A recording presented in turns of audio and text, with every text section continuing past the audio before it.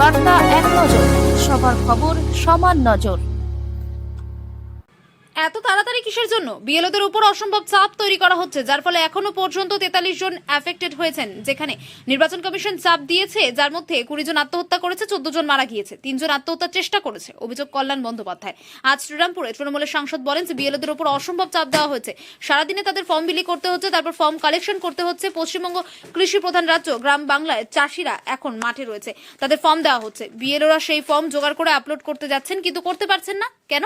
Network নেই। যেসব মধ্যবয়সী মানুষ বা তাদের উপরে, তারা এই ধরনের কাজে অভ্যস্তও নন। কোনো ওয়াইফাই এর ব্যবস্থা করেনি নির্বাচন কমিশন। একটা অসম্ভব জায়গায় চলে গেছে।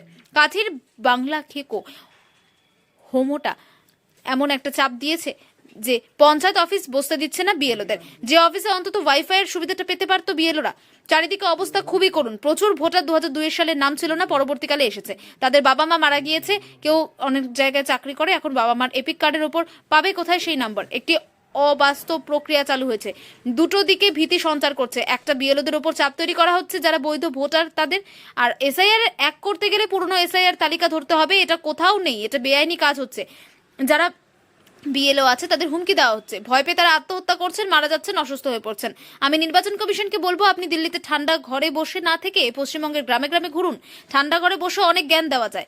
2026-এর রাজ্যপাল বিজেপির বার্ডেন হয়ে যাবে। কেউ যদি অনুপ্রবেশ করে থাকে, তার ব্যর্থতা হচ্ছে নরেন্দ্র মোদী, অমিত শাহ।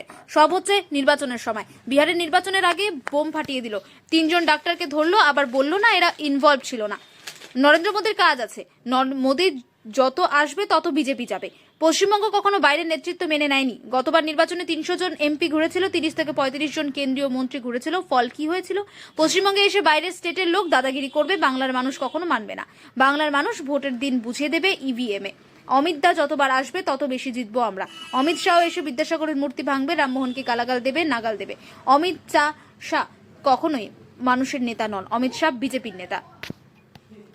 এলাকায় প্রচুর লোক বাংলাদেশ আছে, অন্যদিকে দেখা যাচ্ছে কাশ্মীর বা অন্য বর্ডার লাইনে উগ্রপন্থীরা আসছে, অস্ত্র উদ্ধার হচ্ছে দিল্লিতে। এই নিয়ে কি বলবো? এগুলো তো দেখুন, এগুলো তো ব্যর্থতা। এটা তো আগেও অনেকবার বলে দিচ্ছি, ব্যর্থতা নরেন্দ্র মোদীর, অমিত শাহের ব্যর্থতা। যে এতদিন ধরে যদি কোনো কেউ এই দেশে ঢুকে যায়, অনুপ্রবেশকারী হয়, তার ব্যর্থতা, তার ব্যর্থতাই হলো তাদের ব্যর্থতা। সেই ব্যর্থতার কারণে হচ্ছে উগ্রপন্থী ঢুকছে। আর এই সব করে ইলেকশনের সময়।